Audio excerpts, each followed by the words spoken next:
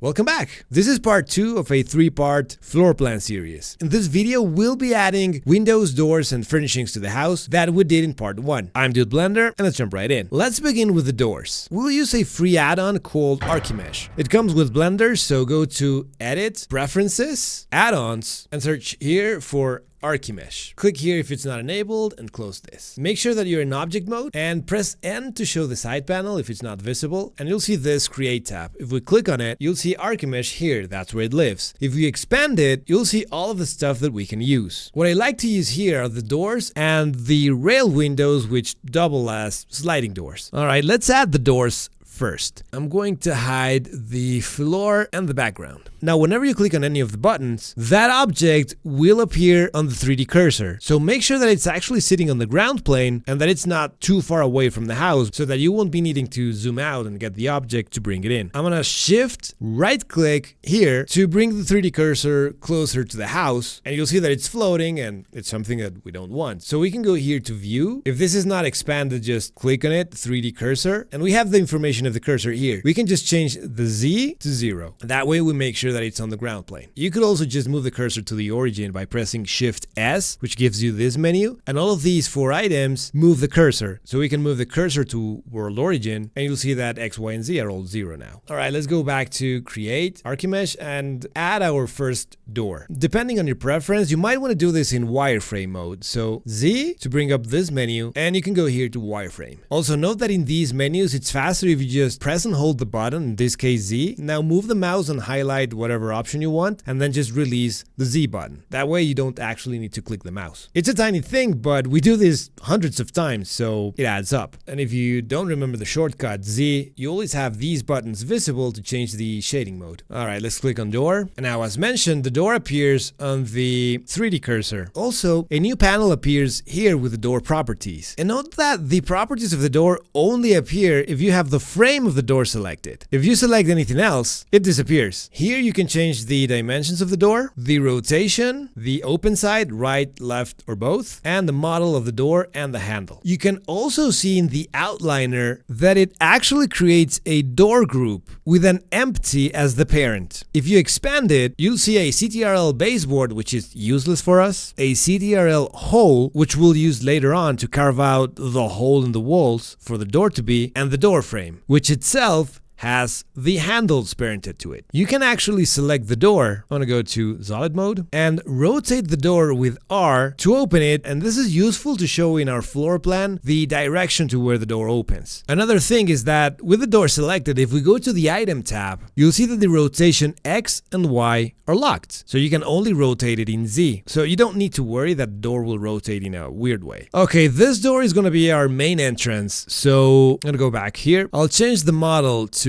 5, open both sides, and handle to 4. Remember that at any point you can press N to hide or show this panel. Now, to actually move the door, you need to select it's empty. Now, most of the other parts of the door are locked, so you cannot move them. But for example, the handles, you could, and you don't want that. So to move the whole thing, you always have to select the empty. Okay, let's go to top view. I'm gonna go back to wireframe. I have the empty selected. Now I can grab it with G and just place it here. Now you don't really need to be super precise on the location. I just use the handles as reference, and this is the wall. You can barely see the orange line, and I just make sure that the handles are outside of the walls a little bit for the door to be kind of on the center of the wall. Okay, I'm gonna show you how we'll make the holes in the walls with this one, and then for the rest we'll just do them all at the same time. We're gonna use a Boolean modifier. So select the walls and go to the modifier stack. Click on add modifier and start typing Boolean. Enter. We can collapse the solidify because we don't need to change anything. And on our Boolean modifier, we're going to change the operand type from object to collection. And before we do anything else, we're going to save our work with Control S. Boolean operations tend to increase the chance of Blender crashing. So save often and make sure that your autosave is on in Edit, Preferences,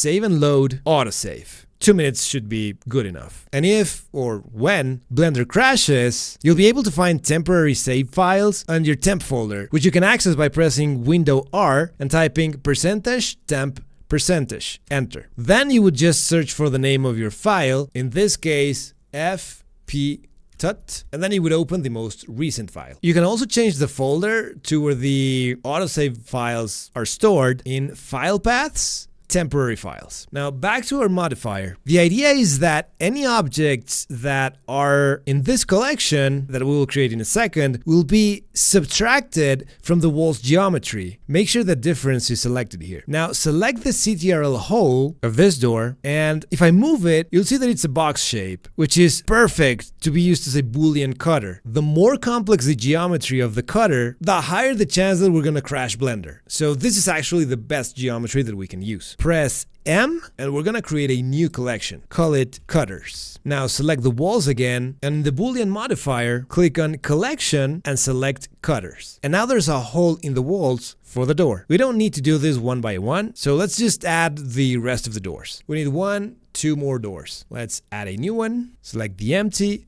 move it into place, place it roughly on the center of the opening of the wall on the plan. Let's select the frame, we'll change the width to, let's say, 0.8. We'll just move it a little bit more. There. The open side also looks good. Now let's duplicate this door by double clicking on the door group to select everything that's within this hierarchy. That's a function that they added, I think, in 4.2. It's relatively new, so if you don't have it, you would need to select everything in the outliner. So Shift D to duplicate it, and we'll place it here. Just fine-tune the placement. Now let's place this 3 sliding doors. I'm gonna use rail windows for this. So let's go ahead and place one. I'm gonna change the height to 2.1. Let's remove the sill, and that looks good. Now one more thing here. These are gonna be the bathroom doors, and we might not want them to be transparent. So I'm going to quickly go to the world properties here, change color to sky texture. Nishita is okay. Sun elevation, I'm going to change to 0, and I just want to have a little bit of light. Now Z, let's go to rendered view. I just want to be able to see how transparent is this material. No respectable person is going to have a bathroom door that is this transparent. So let's just select it, and let's go ahead and go to the shading workspace. We're going to go here to materials, and we can confirm that we actually have the glass material selected. Now, this is the default material that the Archimesh add-on is placing on the windows. Let's go to the rendered shading here as well. We're just going to delete all of this, everything except the principled BSDF and the material output. So with everything selected, we press X. Most of the shortcuts work everywhere in Blender. So X, and it deletes everything. And we're just going to connect this directly to the material output. And now we still want glass. We just don't want it to be so transparent. So we can expand here on transmission and increase the weight to 1. And that's really all we need. We just don't want to be able to recognize what's on the other side of the door. All right, let's go back to our layout workspace and Z wireframe. Again, we select the empty and we move the door in place. Now again, we select the frame of the window and rotate it by 90 degrees. I like to use this lip here to guide the placement of the door. Place it in the middle. Let me select the frame again. Let's increase the width to 1.4. That looks good. And again, let's duplicate this thing because it has the exact same dimensions that this other door has. So we just place it there, and we've got one more here. So duplicate either of these, Shift D, and let's place it here. Select the frame. We don't need the rotation, so a quick trick that you can use in most places in Blender is that if you want to reset a field to the default value, we could just hover over the field with the mouse and press backspace. Let's grab it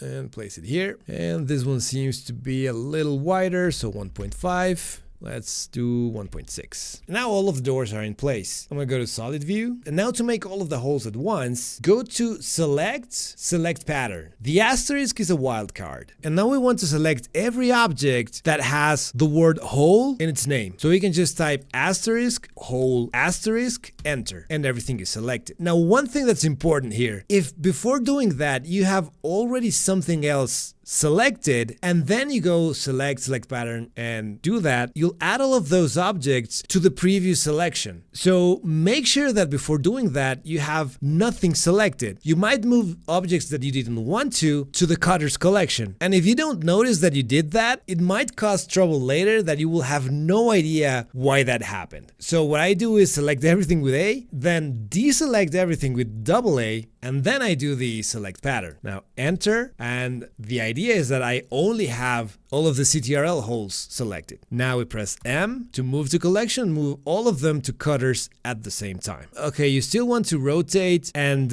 make sure that everything is looking good before moving to the next step. Remember to save constantly with Control S. Okay, looks good, but we actually need 2 more doors for the closets. So to make it simple, I'm just going to duplicate this one, Shift D, and place it there. Duplicate it again. I place it here. I'm just going to rotate it right here. Okay, select the frame, rotate nothing, and just place it there. We can actually change this to 1.5. Let's just make sure that everything is in place. Okay, something that might happen, and I'm not really sure why it does or what I did wrong, but I duplicated this window group to place it here, right? So this door or window is this group. Now, for some reason, it is possible, and it's happened to me a couple of times, that I'm going to expand this and this. You'll see that this window group, the new one that I duplicated, has its CTRL hole. But this one, the one I duplicated, doesn't, and I'm really not sure where it went or why it disappeared. So what I do here is just select it by double clicking on it, deleting the whole thing, and then just duplicating a new one. And now you'll see that it has the CTRL hole. Now we can just select the cutters manually, this one, and shift click on this one and move those to the cutters collection. And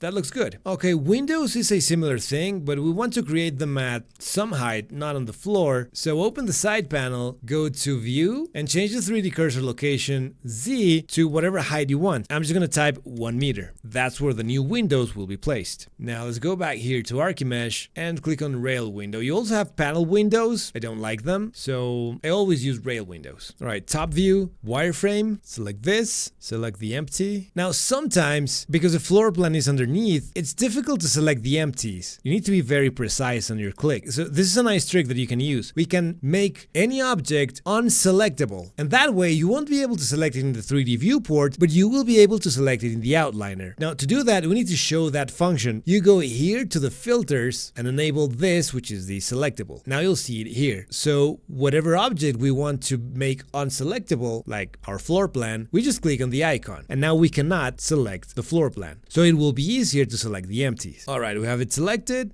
G, let's move it here. Now the windows, I'm gonna move it here so that you can see it better. They also have this lip, and that's what I use to align it to the walls. This lip should go on the inside of the wall. So let's select the frame again, rotate 180. Then I'll just select the empty and just move it into place. Select the frame. We're gonna change this to 1, I think. Looks good. Let's go ahead and duplicate that. Constrain the movement to X. This looks like a 2 meter window. Excellent. Duplicate that again, Shift D. Now note that the Archimesh tool does not allow us to input negative numbers here in the rotation. So if we want to rotate it in a way that this side is on the inside, we just type 270. And now this little lip is on the inside of the house. And the only reason why the windows have an inside and an outside is that the inside has these handles and the outside doesn't. So we select that, move it here, change the size to something like 0.6 maybe. Perfect. Duplicate Y into place. There we go. We duplicate that Y, and we just continue placing all of our windows. One more in the bathroom. Okay, there we go. One final note that is kind of important. Whenever you place objects on your scene, they are placed in the active collection. If you look at the outliner, you'll see that there's a scene collection, and inside it there is this collection that is just called collection. And then we have the collection of the cutters that we created. Now if you by accident or for some reason selected the scene collection and then we place a new window, you'll probably won't notice because you're working here, moving into place and all that stuff, and you probably won't notice that it's actually outside of this collection where we have everything else. Now this is not a huge deal, and you can say, well, I'm just gonna drag it and drop it to the correct collection. And then you'll see that this happens because the children are not moved by default with the parent. So then you say, okay, I'm going to select these two and then move them to the right collection. But then this happens again because you have to move the children again. And then that happens. So whenever you move it, just make sure that you have everything selected. You can just double click it on the outliner in Blender 4.2 or 3, I think, and then drag and drop it to the right collection. The biggest problem would be if you select the cutters collection and then add stuff here, because everything that's inside here, remember, is being used by the Boolean modifier of the walls. So keep that in mind, because in some circumstances it can cause a little bit of trouble.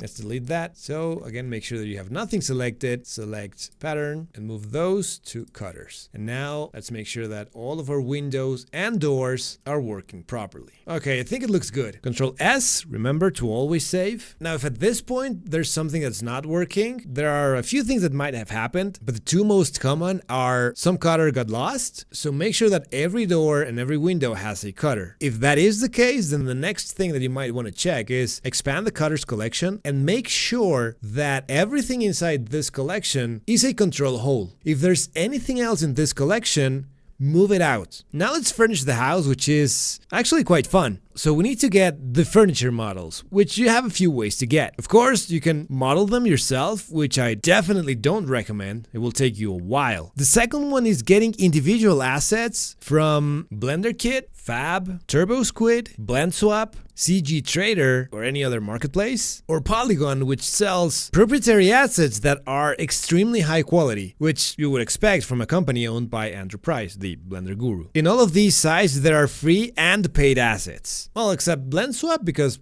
everything is free. And if you have the cash, you'll find literally anything that you need. And if you don't have the cash, you'll still mostly find what you need, although you might not get the commercial license, so you cannot make money with them. Also, some of these libraries have add-ons that allow you to open the library and download directly in Blender, which is a huge time saver. I use both BlenderKit and Polygon add-ons. Now, keep one thing in mind. Most of these options are usually heavy assets, high poly count, and high resolution textures, which might slow down your computer and increase the render times substantially. You also need to be connected to the internet and wait for them to download. That is a problem. So to fix it, I actually made a starter kit with 50 assets, and I add new stuff every year that you can get on my Gumroad. Now, the idea with these is that everything is modeled with very few polygons to keep the working file super responsive, and all of the materials are procedural, so no external heavy texture files. It all works out of the box, and they also reuse the same materials in a way that they look good with each other, so you don't need to spend time finding models that have styles that work together. These all look good with each other. It's also a very light 9 megabyte download, so you can use them offline, and as long as you don't resell the assets or give them away, which would not be cool, you can pretty much do whatever you want, even commercial projects with them, so you don't need to worry about the license. It's $15, so you're getting each asset for 30 cents, and lifetime access to download any new models that I might add to the bundle in the future. The link is in the description. So that's what I'm going to be using to furnish the plan, but I'll also show you the BlenderKit add-on. Alright, so if you do download my starter kit, first of all, thank you. You just need to save the Blender file that you will download in your hard drive. Then you go to Edit, Preferences, File Paths, and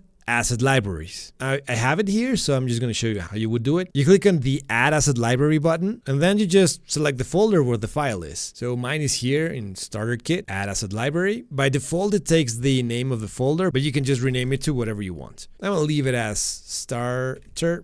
So there's the path, and you can change the default import method. If you're starting, or if you're like me and forget to change settings when you need to, you should leave this in append, and we'll see why in a little bit. You can close this, and I'm going to change the timeline to an asset browser. Now let's make this bigger. Here you can select which library of the ones you have created you're going to use. So I'm going to click here and select StarterKit, the one I just created a while ago. And you'll find all of the assets right here. So that's all the setup that you need. The icon on the bottom left corner of the thumbnail indicates if it's a model or a material. To use them, you just drag and drop them into your scene. And remember what I mentioned before, whenever you drag it, it's gonna go into the active collection. So let's see where it is. So in this case, it added it to the cutters collection. So that's actually the worst case scenario. Let me just drag it out and place it in the right collection. Now, to keep everything tidy, we could actually add a new collection and call it Furniture. And then we can just make this collection the active one, and now whatever objects we put into the scene will go to the Furniture collection. Now, if we zoom into the toilet, you'll see that it's floating, and that's because we left the 3D cursor here. So we can just go ahead and Shift S, cursor to world origin, and for the toilet, I'm just gonna open the side panel, item, location, and Z to 0. All right.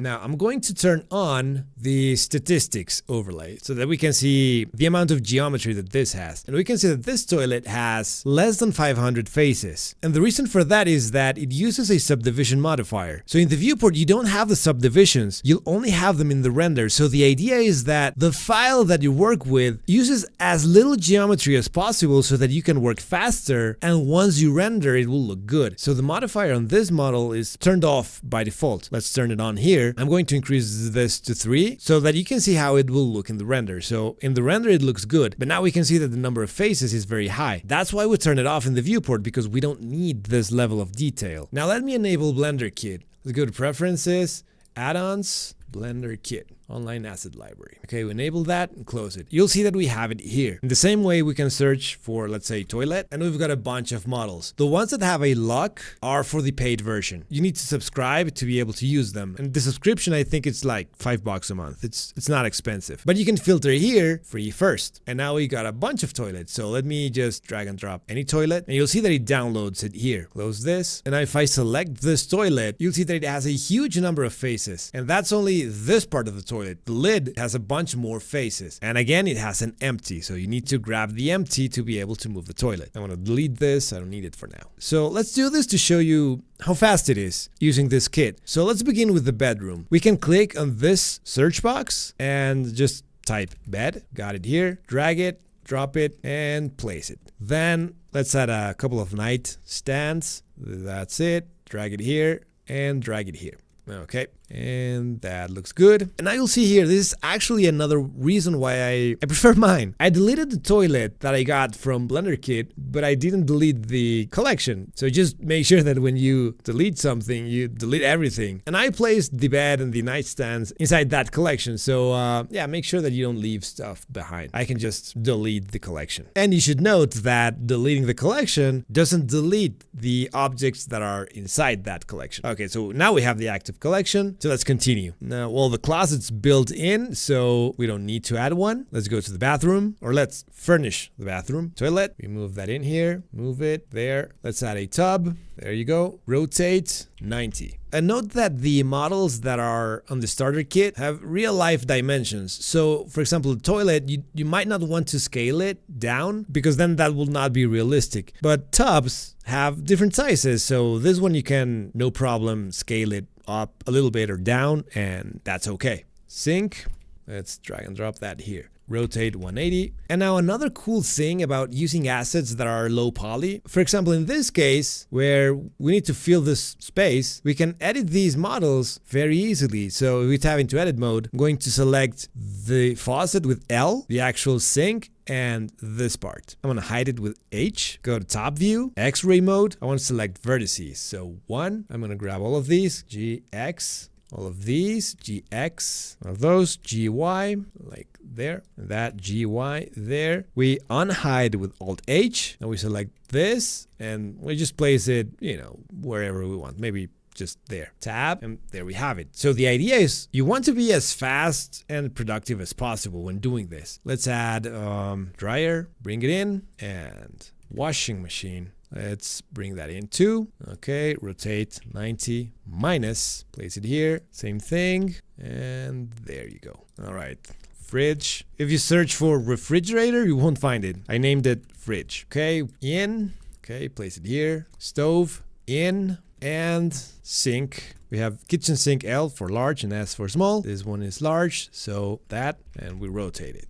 Yep. Looking good. And now we need these cabinets. So I mentioned before that you can use a different import method. Here you can change it. You can leave it in follow preferences, and then it will just do what you told it to, but you can override it here. Append or append reuse data. So link you pretty much never want to use. You'll see that if I import it, it doesn't allow me to place it wherever I want. And the idea is that it just gets the object from the position that it is on the original file. So that really doesn't make any sense here. If you use append, look at the faces. So this number, 1380, are the faces of this object. And this bigger number are the faces of the whole scene. So we've got 385,087 faces. If I add a chair, that number increases slightly because, again, these are low poly models. If I add another chair, it increases again because it's adding a new model with its own data. But if I change this to append reuse data, and then I add, for example, a coffee table here, we are in 386,203. If now I add a second table, you'll see that it doesn't add more faces. And in fact, I have this one selected, and here we have 0 faces. And I can add another coffee table again, and it doesn't add data. We're just reusing the data of the first model that we added. Let's say I wanted to modify this chair. I do that. All right, we have a different chair. If I do this with the table, you'll see that all of the tables are modified. That's because we're using the same data. So for example, I modified this sink. If I were using the reuse data, then every other sink that I added would have these dimensions. And that's not necessarily what you want. You want to be flexible and be able to edit stuff. So that's why in general, we use append. All right, so cabinets. So for example, I'm going to have to modify this, but then I'm going to add it again, and I'm going to modify it again. So yeah, in this case, it's better to append. I'm going to use this one, 180, modify this again, and